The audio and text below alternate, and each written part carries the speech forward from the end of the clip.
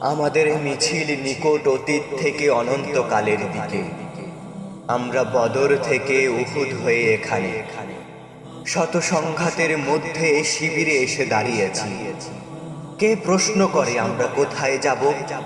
আমরা তো বলেছি আমাদের যাত্রা অনন্তকালের। উদয় ও অস্তের ক্লান্তি আমাদের কোনো দিনই বিহবল করতে পারেনি। আমাদের দেহ ক্ষত বিক্ষত, আমাদের রক্তে সবুজ হয়ে উঠেছিল মুতার প্রান্তর।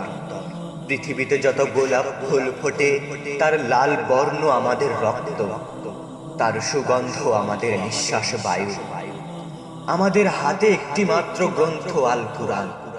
এই পবিত্র গ্রন্থ কোনোদিন কোনো অবস্থায় কোনো তৌহিদবাদীকে থামতে দেয়নি। আমরা কি করে থামি? আমাদের গন্তব্য তো এক সোনার তরুণের দিকে, যাই ভূপৃষ্ঠে নেই। আমরা আমাদের সঙ্গীদের চেহারার ভিন্নতাকে গ্রাহ্যের মধ্যে আনি না, কারণ আমাদের আত্মার গুঞ্জন হু হু করে বলে আমরা এক আত্মা, এক প্রাণ।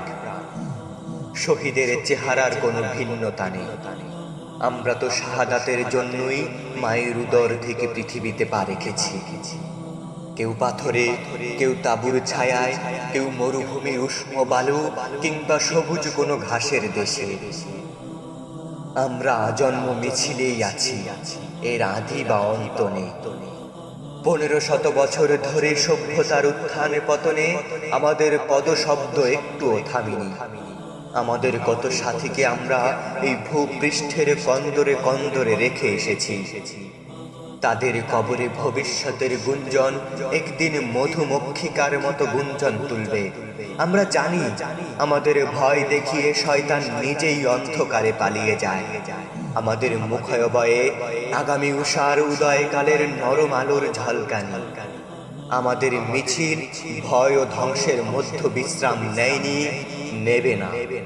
আমাদের পতাকায় কালেমা তাইয়্যিবা। আমাদের এই বাণী কাউকে কোনোদিন থামতে দেয়নি, আমরাও থামব না।